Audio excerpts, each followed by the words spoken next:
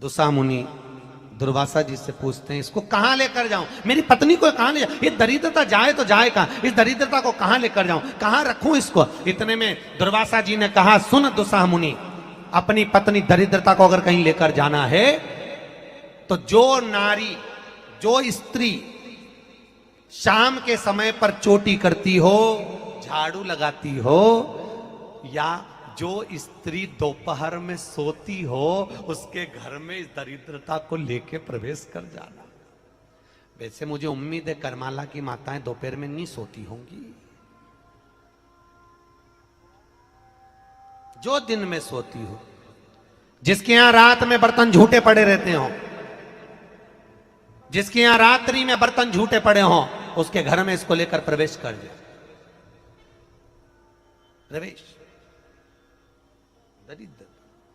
महाराज भगवान विष्णु ने दरिद्रता देवी को देखकर कहा, अरे ओ दरिद्रता देवी, लक्ष्मी जी की बड़ी बहन ज्येष्ठा, आप पीपल के वृक्ष के नीचे बैठी हो, इस पीपल के पेड़ के नीचे हम लक्ष्मी जी के साथ शनिवार के दिन आपसे मिलने के लिए आए हैं। शनिवार के दिन जो पीपल के वृक्ष के नीचे दिया लगाएगा, उसके घर में कभी संपदा की कमी नहीं होगी। सारे दिन पीपल के वृक्ष के नीचे हमारा निवास होगा। इतने में दरिद्रता खड़ी होकर बोली, रे नारायण, तुमने अपने मन की बात कह दी कि 7 दिन तुम्हारे होंगे, ऐसा नहीं हो सकता, इसमें एक दिन मेरा हो। तो भगवान विष्णु ने कहा, कौन सा दिन? दरिद्रता कहती है, रविवार के दिन इस पीपल के पेड़ के नीचे मैं नृत्य करूंगी, और अगर पीपल के वृक्ष के नीचे रविवार के दिन जो परिक्रमा करेगा या पीपल के पेड़ के नीचे आएगा, उसके साथ में उसके घर में प्रवेश करूंगी। इसलिए हमारे हिंदू धर्म में रविवार के दिन पीपल के पेड़ के नीचे नहीं जाया जाता, पीपल की पूजन नहीं करी जाती, पीपल की परिक्रमा नहीं करी जाती। कौन से दिन? जम के बोलो जरा, रविवार। और जिसके यहाँ दीवाल पे पीपल लग जाता है, या कहीं पीपल का पेड़ लग गया अपने दीवाल पर, घर में कहीं पर भी, तो पीपल निकालने का भी नियम है। अगर आप दीवाल में से पीपल निकालोगे तो बार बार काटोगे, बार बार लग जाएगा, फिर काटोगे फिर लग जाएगा, फिर निकालोगे फिर लग जाएगा।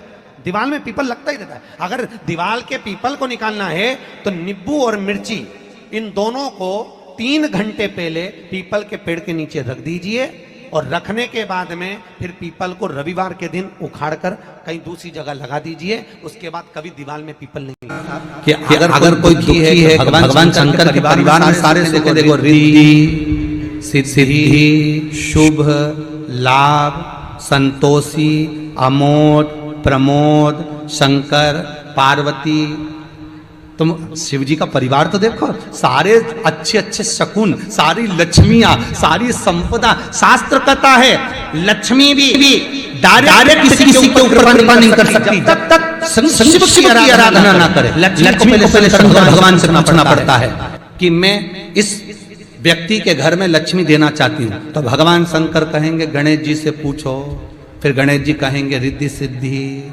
तुम लक्ष्मी के साथ जाओ, फिर लक्ष्मी कहेगी पहले शुभ लाभ को भेजो।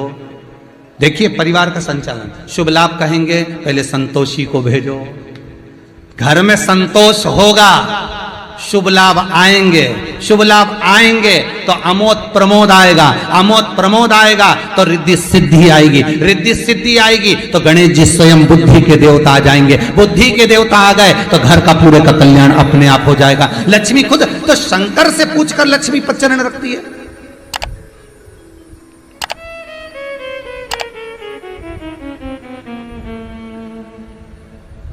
सारा सुख तो शिव के पास।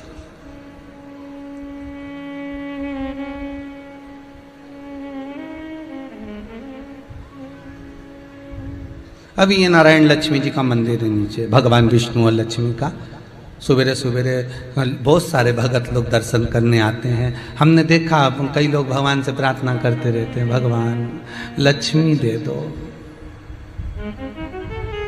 लक्ष्मी दे दो। भगवान को कितना बुरा लगता होगा कि मुझे कभी नहीं मांग रहा, मेरी लुगाई को मांगता, जब भी मांगता लक्ष्मी। मेरी धर्म पत्नी को ही मांगने आता है।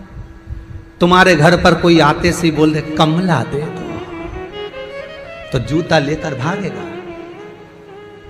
मेरी पत्नी को मांग रहा है, अकल है तेरे में, बोलने के लक्षण है तेरे में, बिमला दे दो, कमला। तो कितना गुस्सा करेंगे लोग। और भगवान के मंदिर में डायरेक्ट जाकर के लक्ष्मी दे दो, भगवान के फ्री बैठी ले जाते।